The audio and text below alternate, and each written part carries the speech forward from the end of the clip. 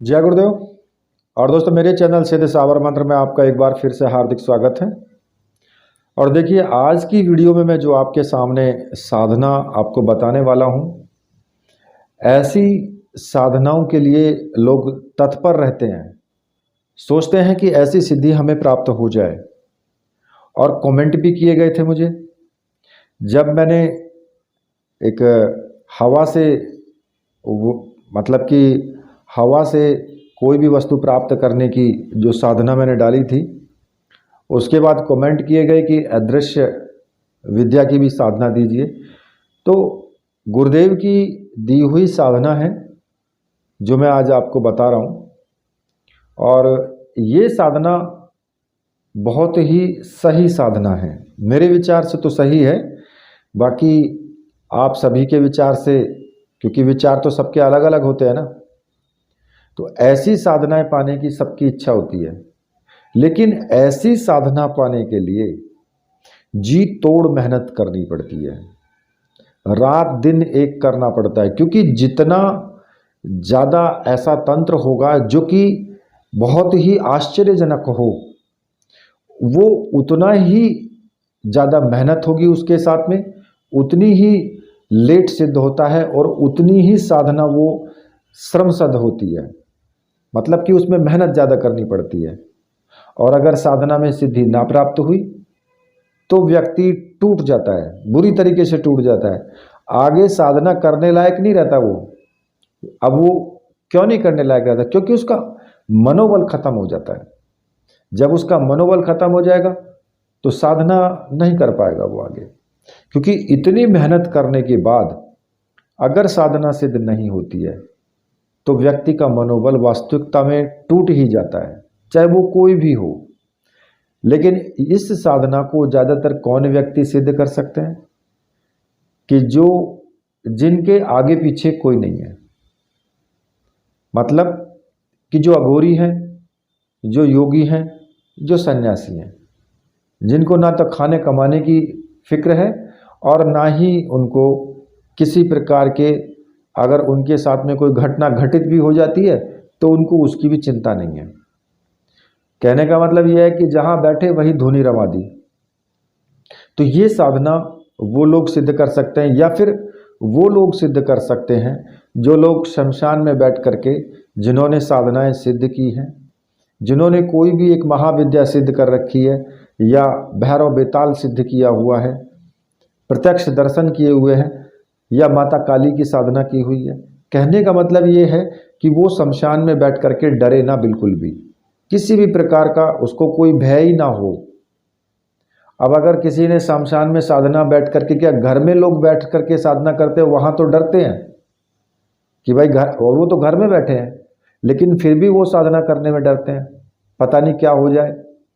और जो शमशान में बैठने के लिए बोल दिया तो समझ लीजिए कि वो शमशान के बाहर ही मर जाएं, अंदर जाने की नौबत ही ना आए। तो इसलिए वही व्यक्ति इस साधना को करे जिसके अंदर दमखम है, जो साहसी है, और जिसको अभ्यास है कि वो शमशान में बैठ करके साधना कर सकता है और उसने पहले कोई साधना की हो, तो वो व्यक्ति करे तो अच्छा है। और गुरु तो होना परम आवश्यक है ही। ये जो साधना है, ये आसुरी कल्प साधना के नाम से है, आसुरी कल्प अदृश्य सिद्ध तंत्र। और ये साधना मैं आपको क्यों बता रहा हूं? मैं आपको ये नहीं कह रहा हूं कि आप साधना करो, मैं सिर्फ आपको साधना इसलिए बता रहा हूं कि ये साधनाएं, ये जो कुछ पन्नों तक सीमित रह गई हैं, वो कुछ पन्नों तक सीमित ना रहें, वो जगह जगह चली जाएं। कि क्या पता कि कब कौन सी पुस्तक खत्म हो जाए, और पुस्तक खत्म हुई, साधना खत्म हुई। तो कहने का मतलब ये है, आपको ये जो साधना है, ये गुरुदेव की, जो मेरे गुरुदेव डॉक्टर नारायण दत्त श्रीमाली जी हैं, उनकी पुस्तक का ही संकलन है। ठीक है। और इस साधना को मैं पूर्ण तरीके से आपको बताऊंगा। देखिए, इसमें कुछ थोड़ा बहुत तो आपको भी अपनी तरफ से करना होगा, क्योंकि गुरुदेव ने जो साधना बताई है वो उस तरीके से बताई है कि एक व्यक्ति, अगर कोई सिद्ध पुरुष है तो वो व्यक्ति इस साधना को कर सकता है, उसके लायक कि उसको किस तरीके से करना चाहिए। ये नहीं है कि जो फर्स्ट स्टेज का साधक है वो किस प्रकार से इस साधना को करेगा, उसके लिए नहीं है। तो ये जो साधना है, इस साधना को मैं आपको पूर्ण रूप से बताऊंगा। अब ये जो साधना है अदृश्य विद्या तंत्र है ये, और इसे सिद्ध करने पर निश्चय ही अदृश्य रूप से विचरण करने में वो व्यक्ति समर्थ हो पाता है जिसने ये साधना सिद्ध की हो। यानी कि वो तो सबको देख सकता है लेकिन वो किसी को दिखाई नहीं देगा। अब ये आश्चर्यजनक साधना है, और जितना बड़ा आश्चर्य होगा उतनी ही बड़ी उसकी सिद्धि प्राप्त करने में कठिनाई भी होती है। तो स्वयं अगर वो चाहे व्यक्ति, वो तभी उसको दूसरे लोग देख पाएंगे। अब ये साधना आपको किस प्रकार से करनी है, क्या क्या इसमें सामग्री लगती है, उन सभी चीज़ों के बारे में मैं आपको बता देता हूँ। देखिए, ये साधना 14 दिन की साधना है मात्र, और इस साधना में आपको जो विशेष रूप से जो सामग्री इसमें लगेगी, एक इसमें हकीक माला जो मंत्र जाप करने में आपके काम आएगी,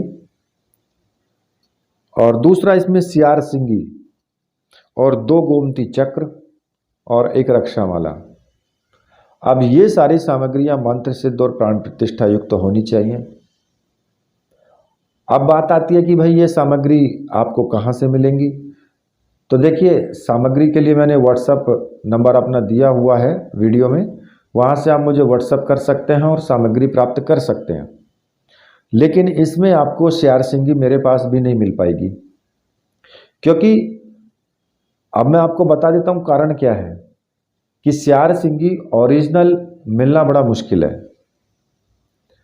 क्योंकि जो सियार होता है उसका सींग होता ही है, और बाज़ार में तो धड़ल्ले से मिलती हैं, वो सब ओरिजिनल नहीं होती हैं, सब डुप्लीकेट बनाई हुई होती हैं।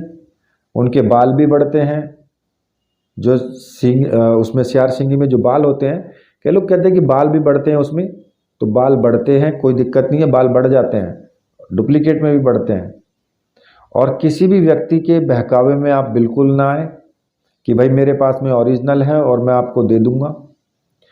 अगर आप स्वयं इसका प्रबंध कर सकें अपनी आंखों के सामने, तब तो ठीक है, क्योंकि सियार सिंगी मिलना बड़ा मुश्किल है। बाजार में आप जाओगे, दुकानों पर आपको मिल जाएंगे।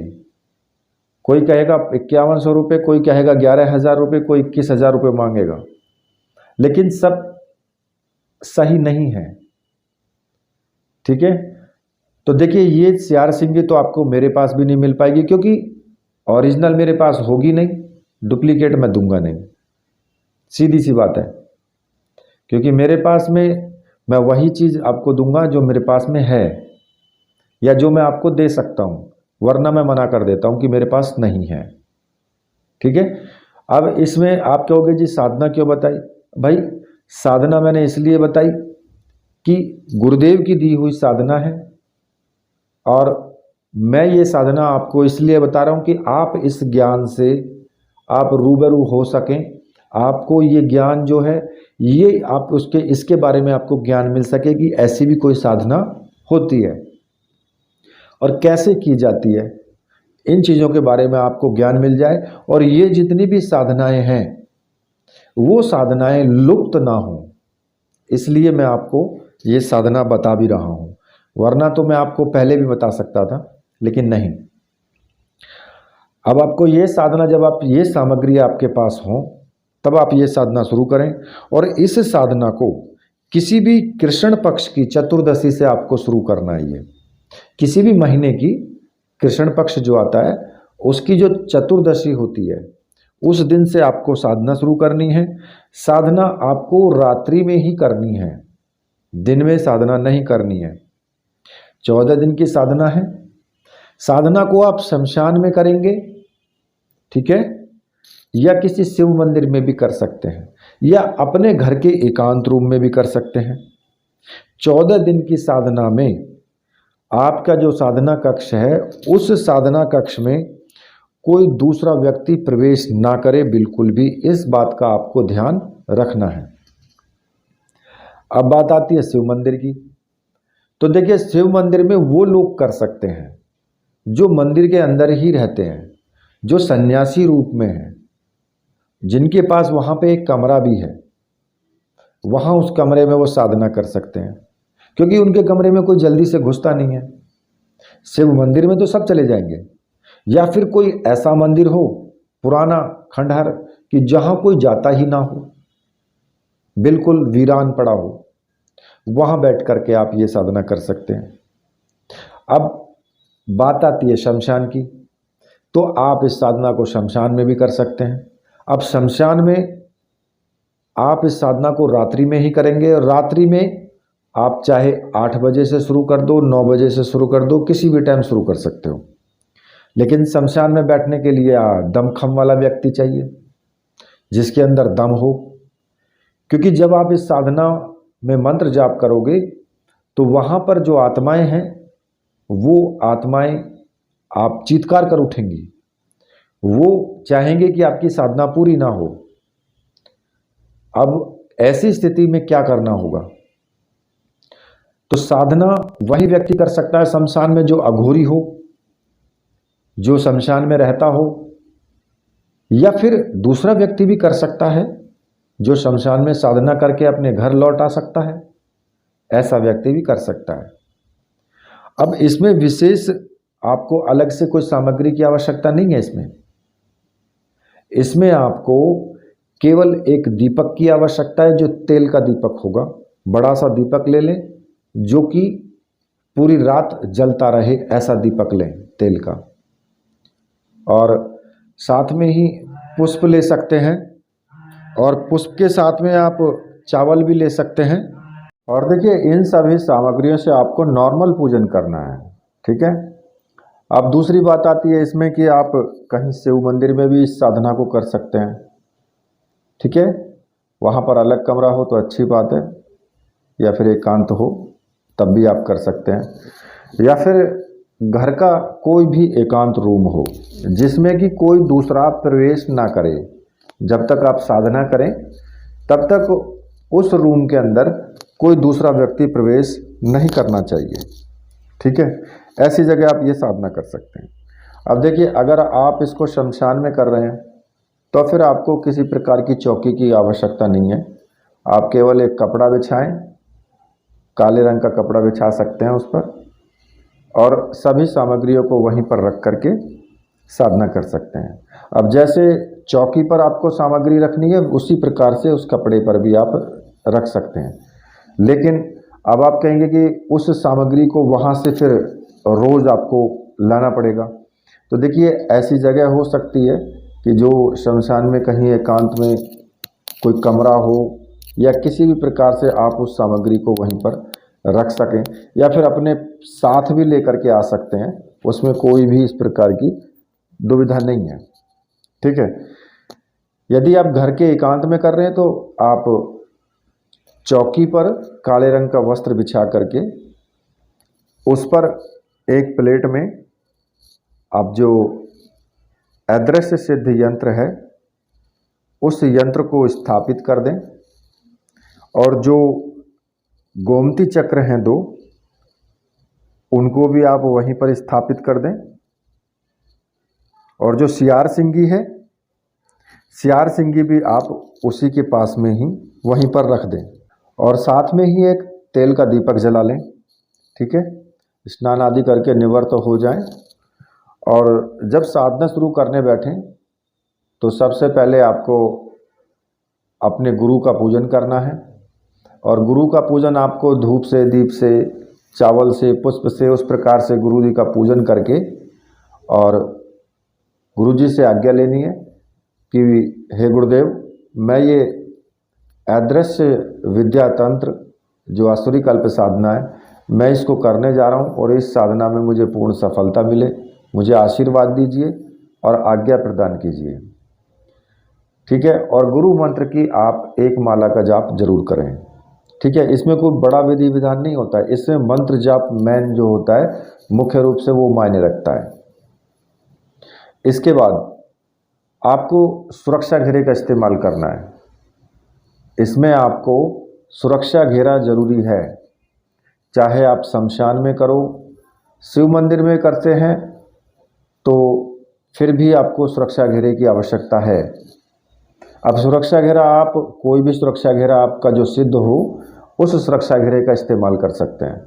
मैंने बहुत से सुरक्षा घेरे के साबर मंत्र दिए हैं, उनमें से कोई सा भी आप सिद्ध करके और उसका इस्तेमाल आप कर सकते हैं। और सुरक्षा घेरे में आपको तब तक रहना है जब तक मंत्र जाप करेंगे, ठीक है। उससे पहले जब मंत्र जाप पूरा हो जाए तब उसके बाद वहाँ से निकलेंगे। और सुरक्षा घेरे को तोड़ने का कोई विचार नहीं होता कि भाई हम उसको तोड़ने का भी मंत्र बोलें। जैसे ही आप सुरक्षा घेरा पार करोगे वो ऑटोमेटिक टूट जाता है, ठीक है। इसलिए पहले सुरक्षा घेरे से आपको बाहर नहीं निकलना है, चाहे कुछ भी हो। और सुरक्षा घेरे के अंदर जब तक रहोगे तब तक किसी प्रकार की कोई प्रॉब्लम नहीं है। अगर शमशान में साधना कर रहे हो तो विशेष रूप से सुरक्षा घेरे में ही रह कर के साधना करें। घर पर कर रहे हो तो तब भी सुरक्षा घेरे का इस्तेमाल तो आप करें ही करें, चाहे कहीं पर भी करो। और इस साधना में जब सुरक्षा घेरा लगा लें फिर उसके बाद चाहे बाहर कुछ भी होता रहे तब तक आपको सुरक्षा घेरा पार नहीं करना है। और सुरक्षा घेरे के अंदर आपको किसी भी प्रकार की कोई प्रॉब्लम नहीं होगी। सामग्री जो भी आपकी है वो सब सुरक्षा घेरे के अंदर होनी चाहिए, बाहर नहीं होनी चाहिए। आप समझे कि सुरक्षा घेरा लगा दिया, अंदर आप बैठ गए, बाहर सामग्री रखी है, पता लगा सामग्री ही गायब हो गई, फिर क्या करोगे। तो इसलिए सुरक्षा घेरे के अंदर ही रहें, ठीक है। और फिर जो आपकी रक्षा माला है उसको गले में आपको धारण कर लेना है। साथ ही जो गोमती चक्र है और जो सियार सिंगी है वो वहीं पर रखनी है। और जो ताबीज रूप में जो अदृश्य यंत्र है उस यंत्र का भी आपको पूजन करना है। और उस यंत्र का पूजन करने के बाद फिर आपको मंत्र जाप शुरू कर देना है। और ये मंत्र 101 माला आपकी प्रतिदिन होनी चाहिए, ठीक है। 14 दिन की साधना है। अब 101 माला आपकी जब तक पूरी ना हो तब तक आप वहाँ से नहीं हटेंगे। और जो मंत्र आपको जपना है वो मैं आपको बता देता हूँ। मंत्र इस प्रकार से है, ओम ह्रीम फट फट स्वाहा काली काली महाकाली मां शोषित भोजने रक्त कृष्ण मुखे देवी माँ माँ पश्यंतु मानुष इति हुम फट स्वाहा। ये मंत्र है। जब आपके मंत्र याद हो जाएगा पूर्ण रूप से तो आप इसको बहुत तीव्रता के साथ में बोल सकते हैं, ठीक है। थोड़ा सा बड़ा तो है लेकिन फिर भी आप इसको तीव्रता के साथ बोल सकते हैं। साधना कठिन है क्योंकि मंत्र जाप करने में टाइम लगेगा और टाइम लगेगा तो समय भी ज़्यादा लगेगा 101 माला पूरी होने में। क्योंकि जब आप इसको तीव्रता के साथ बोलेंगे तो ओम रीम रीम फट स्वाहा काली काली महाकाली मां शोषित भोजने रक्त कृष्ण मुखे देवी माँ माँ पश्यंतु इसी मानुष होम फट स्वाहा, इस प्रकार से आप इसको बोलेंगे। तो आप जब इसको मतलब कि आप समझिए कि गायत्री मंत्र का बराबर ही टाइम लगेगा, थोड़ा बहुत टाइम ज़्यादा भी लग सकता है। तो आप इस साधना को 14 दिन तक आपको करनी है। हो सकता है कि पूरी रात आपकी निकल जाए, ठीक है। और जब आपके 14 दिन पूरे हो जाएं तो ये जो यंत्र है, जो ताबीज रूप का यंत्र है, उसको आपको जो है अपनी दाहिनी भुजा में उसको बांध लेना है। काले धागे से ही दाहिनी भुजा में उसको बांध लें। जो गोमती चक्र है, सियार सिंगी है, उसको पूजा स्थान में ही रहने दें या अपने घर ला करके भी पूजा स्थान में रख सकते हो अगर बाहर कर रहे हो। और अगर घर के अंदर कर रहे हो तो फिर उसको अपने घर में पूजा स्थान में ही उसको रहने दें। अब आपको जब भी इस मंत्र की ज़रूरत पड़ेगी तो आपको क्या करना है, प्रयोग इसका जो करेंगे, आपको 11 बार मंत्र का उच्चारण करना है। 11 बार मंत्र का उच्चारण करके और जो यंत्र आपकी भुजा में बंधा हुआ है उस यंत्र को स्पर्श करना है अपने हाथ से। ठीक है, तो जैसे ही स्पर्श करेंगे व्यक्ति अदृश्य हो जाएगा और जब तक अदृश्य रहेगा वो, जब तक कि उस ताबीज को आप भुजा से, अपनी दाहिनी भुजा से खोलकर अलग नहीं कर देते।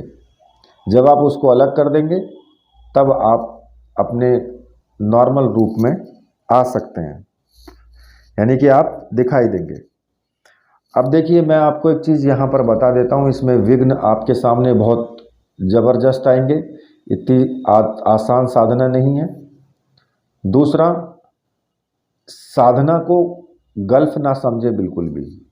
मतलब कि जो लोग समझते हैं ना कि भाई अरे नहीं नहीं कुछ नहीं है, ऐसा ही है, बस सब कुछ झूठ है, बकवास है, तो वो सब इस रूप में लेकर के साधना करने का प्रयास ना करें बिल्कुल भी। ये साधना कोई छोटी मोटी साधना नहीं है। ये मैंने आपको ज्ञान के स्वरूप बताई है कि आपको इस विद्या का भी ज्ञान हो कि मंत्र कौन सा होता है, किस प्रकार से जाप किया जाता है, क्या करना चाहिए।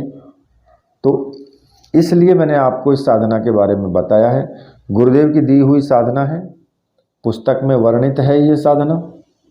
ठीक है, अब रही बात इसमें आपके जो किस प्रकार से आपको पूरा आचरण रखना है, तो जो और साधनाओं में आप आचरण रखते हैं, ब्रह्मचर्य व्रत का पालन या फिर दूसरे तरीके से यम नियम के सिद्धांत का पालन, कभी किसी की लिए बुरा नहीं सोचना या फिर किसी का दिल नहीं दुखाना, मतलब कि कहने का ये है कि किसी का दिल नहीं दुखना चाहिए, बस सबसे बड़ी बात ये है।